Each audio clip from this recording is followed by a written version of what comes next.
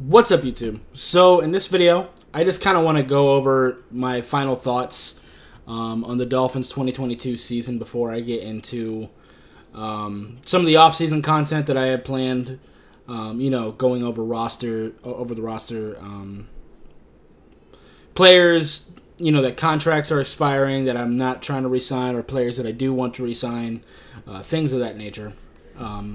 I'm sure we'll have some coaching changes and everything like that. I seen that Darrell Bevel, our quarterbacks coach, just declined two offers for offensive coordinator positions in Washington and also for the Jets. Doesn't mean he won't accept a job elsewhere, like if the Chiefs came calling after their playoff run or whatever. But, whatever. So anyway, let's go ahead and get into it. This season was pretty weird because we were a very, very streaky team. We started off very hot. Our first game against the Patriots, we played a pretty damn good game across the board and beat them. Ravens, we were down really bad in the first half and came back strong. Bills game was just a fantastic game overall. But then we had a 3-game losing streak after we lost Tua, which is unfortunate. And we were plagued with injuries since, preseason, actually really even since camp. Even going into the year, we knew that our defensive back unit especially was going to be pretty much wiped out,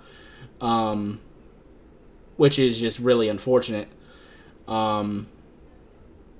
But the injuries just kept getting worse, especially with the DBs and the O-line. We just could not stay healthy. And in the quarterback position, really, which stems from our O-line being bad and then having the injuries on top of it.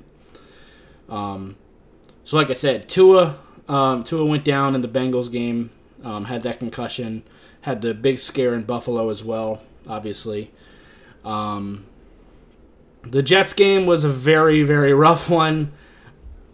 We played so poorly, and the Jets were clearly the better team than us that day. I don't know if we would have won that game with Tua. I think it would have been closer for sure, but I don't know if we would have won. The Vikings game, I definitely think we would. If with Tua, I think we would have beat the shit out of them, and I also think we would have beat the Bengals too if Tua didn't go down. The way Tua was playing at that point, I think we probably would have beat them. Then after that, we went on a pretty big streak of victories. 5 games, we beat the Steelers, Lions, Bears, Browns, and Texans, which none of those teams are particularly great. They had some interesting things. The Lions and Browns were pretty close to making the playoffs. Steelers had a real shot at it too. So those weren't terrible teams necessarily. But it just kind of is what it is. But after that, we had a long streak of losses. The 49ers game was terrible. The Chargers game, we played atrocious. Really good, cold game in Buffalo. Packers, we should have performed better than we did. Patriots, we should have beaten, but we just weren't healthy enough. And we managed to squeak one out against the Jets. So that just kind of covers my thoughts on individual games. But I want to kind of talk about, too, what my, thoughts on the season as a whole were, what some of our issues were, stuff like that, and some of the things that I did like. I'll start with the positives first. Tua took a very big leap forward in his decision-making this year. I still want to see him advance further. He's going to be our starting quarterback next year no matter what. He's still under his rookie contract, so we don't have to re-sign him, and I'm not trying to pay him right now. I need him to prove that he can stay healthy, and honestly, his decision-making still does need to improve, because that 5-game stretch, I know he got hurt eventually, but he wasn't playing super well even before he got hurt again. His decision-making was pretty rushed, and it got kind of ugly, but for the majority of the season, he was playing very well, and I really felt like I could really depend on him. But I do want to see a little bit more consistency from him in that regard, and I want to see him stay healthy for a whole season before we really talk about paying him. Because not only is he going into his 4th year of his rookie contract after this season's done, but we also have a 5th-year option because he was a first-round pick. So we don't really have to re-sign him for 2 years. So I want to take advantage of that. So that's Tua. Receiving core was obviously pretty good. Tyreek Hill, amazing. Jalen Waddle, especially in the beginning of the season, was great. Both of them had some issues with drops toward the end of the year, which was very frustrating, particularly in the area of those 5 losses. And it wasn't just them two. It was pretty much across the board. Trent Sherfield was also very good this year. Cedric Wilson was a big disappointment, unfortunately. Mike Gesicki really didn't play at all, just because he couldn't block. I mean, he did make some big plays when it counted here and there, but we didn't really get a whole lot from our tight ends this year in general. Durham Smythe didn't really do a whole lot either. And a lot of the other guys had a hard time staying healthy. Let's see. The running backs, we definitely did take a step forward in the run game this year. Raheem Mostert and Jeff Wilson, who we traded for halfway through the year, basically. They were a pretty good 1-2 punch. Raheem Mostert, very explosive. Jeff Wilson, especially when we first acquired him, was showing some pretty good physicality. But that's one of the issues, too, and I'll get to that when we get into coaching. We kind of abandoned the run a little bit, which is unfortunate. But first, I kind of want to get into the defense before we get into Mike McDaniel. We basically had the same starters for the most part as we did the last year with Brian Flores. I mean, we were without Byron Jones all year. Not really sure what we do with him because, I mean, at the end of the day, he is still a Pro Bowl corner who is on contract. I don't know if we can really afford to just cut him. If we can get some decent trade value, which I kind of doubt after he missed a whole year. So I don't know what to do with Byron. And like I said, we did have a lot of injuries, especially on the defensive side. We did lose Emmanuel Ogbah fairly early on, which didn't help. But even still, even with the players we had, Xavier Howard, I know he was fighting through that groin injury, but he really he really diminished quite a bit. Javon Holland had a quieter year, but he still played solid. Eric Rowe wasn't great after Brendan Jones went down. Kader Kohu was a massive surprise as an undrafted free agent. Love that. Christian Wilkins had a lights-out year. I want to pay him right the fuck now. Zach Sealer as well. So those are... Jalen Phillips had a very good second half of the year. Bradley Chubb, who we traded for halfway through the year, really hasn't done a whole lot. Melvin Ingram, conversely, had a very good early part of the season. Like, his first few games were great, but he kind of fell off toward the end. So that's the individual players on defense. So let's start with the coaching staff. I'll start with Boyer because I want him gone. Not a really big fan of him at all. I think he was very predictable and wasn't very adaptive to what was going on. I think we gave into the zero blitz way more than we should have, and we were just letting people attack underneath very consistently and just giving up all the space underneath. And unfortunately, we were having to sell our soul just to get pass rush, despite, the pass rushers that we have. I mean, Bradley Chubb, Jalen Phillips, Melvin Ingram, Christian Wilkins, Zach Sealer. Like, you would think you could generate some sort of pass rush with those guys without having to sell your soul and blitz like 7 fucking players. But that just doesn't seem to be the case right now, which is unfortunate. So I do want to see him gone. I'm not a fan of him at all. I definitely want to see a change at defensive coordinator. And I kind of want to change up the scheme a little bit. I don't want to blitz nearly as much as we are. And I'd like to mix in a little bit more zone. Ideally, I would kind of like to look at Buffalo's defense a little bit, where, for the most part, they get pass rush and running and penetration in the run game with just their 4 defensive linemen. And that allows them to play 7 people back into coverage. I would like to do a little bit of that. Mix in some blitzing too, of course. I don't want to be exactly like Buffalo. I do want to blitz a little bit more than them. But that would kind of be ideal.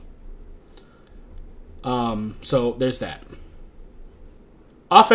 Offensively is kind of weird. Mike McDaniel was the head coach and offensive play caller this year. And it's kind of a tough bag because he definitely showed his football IQ. He showed some very good schemes and everything like that. a lot of motion and stuff like that, and that's great. He definitely showed off his football brain, at least as far as a play caller goes. But I think situational awareness is something that he definitely needs to adapt to. There were many different times throughout the year where, like, it's clear that he was pretty inexperienced as a play caller and as a head coach. Like, there were times, like, at the end of the second quarter, he wasn't managing time properly, or same thing at the end of games. There were times where, like, a quarterback would go down and the backup would come in and he would immediately, ask too much of them. Like, I'll give you an example. It was the Texans game that we lost to Ron Armstead in, and Tua was taking a beating, so we sat him down. Teddy was out for that game, so our only backup was Skylar Thompson. And he immediately, when Skylar Thompson came in, tried to make Skylar make the insane throws that Tua was making. And that's another thing, too. He kind of abandoned the run a lot because earlier in the season, we were really making money, attacking deep over the middle. But teams really adapted to that by basically playing Tampa 2 a lot against us and dropping linebackers back to cover the middle of the field. So we really needed to start running the football more and attack more underneath, but we kind of didn't do that. And he was basically just forcing Tua to constantly have to make the perfect throw possible. And I think that's a big part of why our offense kind of died at the end of the year a little bit, plus the drops and miscommunications didn't help, and the penalties. it all kind of fell apart, but I think that was a part of it. But like I was saying, with him not managing it, like when Skylar Thompson came into that game for the Texans, they were immediately, Skylar coming in cold, expecting him to make those perfect throws over defenders' heads into a perfect little gap, and just expecting that to work out in his favor. That was never going to work. Like, you need to get, especially a rookie quarterback coming in cold, you've got to get him, a little bit of confidence, get him in rhythm, give him a couple easy screens that are meant to get yak. Just get him into rhythm. Don't immediately expect him to throw it over linebackers' heads into perfectly tight windows. Don't immediately start with that. Like, get him in rhythm. Give him some easy passes. Give him some crossing routes, some slants, some screens, shit like that. Just get him a couple easy completions, and then once he builds up the confidence, Skylar can absolutely make some accurate throws. We've seen him do it. But again, you've got to build up some rhythm. And there was just situations like that throughout the year where, it wasn't just a regular drive where we're just trying to go down and score. Whether that means we're in a time crunch because, the end of a half is coming, whether it be an injury, just something has changed. Or even, like, the Steelers were the first team to start dropping linebackers back against us. Halfway through the game, they started dropping Devin Bush back. And our offense kind of fell apart in the second half because of it. We weren't adapting to it. So again, whenever things would change spontaneously, he wasn't quick to react. And like I said, that situational awareness, it just really showed his inexperience. So my biggest thing going into this offseason is if Mike McDaniel is the football whiz that we think he is, I really want him to watch a lot of film on himself. Yes, I want him to watch film on the players to see how the players can improve. That absolutely needs to be a thing too. But I also really need him to watch film on himself and see the areas he, as a coach, as a head coach, and as a play caller, individually, because those are two different skills. I want him to find out what worked and what did not work and really improve on that. And also, there were times where sometimes if shit is working, stick with it.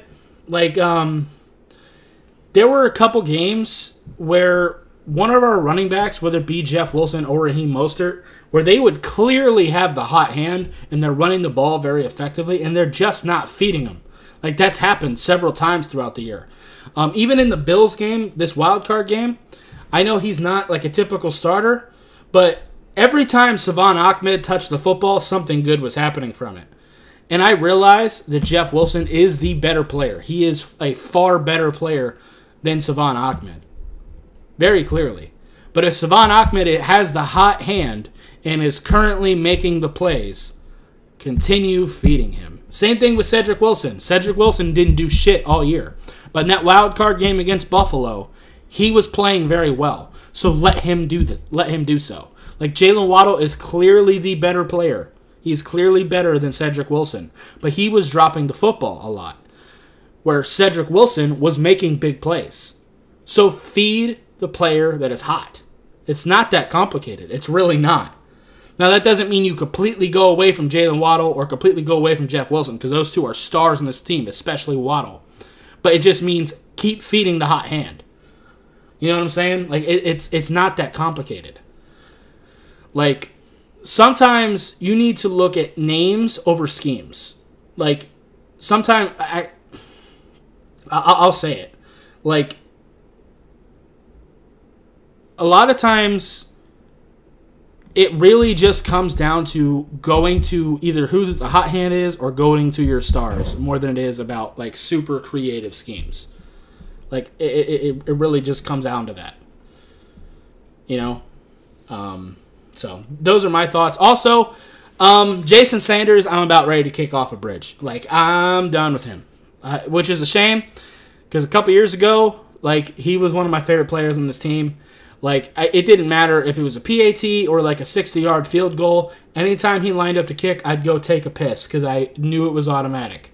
Now, I don't care if he's kicking an inch away, like, even if it's not an actual field goal. If he just had to kick a football into a net that's an inch away from him, I'm holding my breath.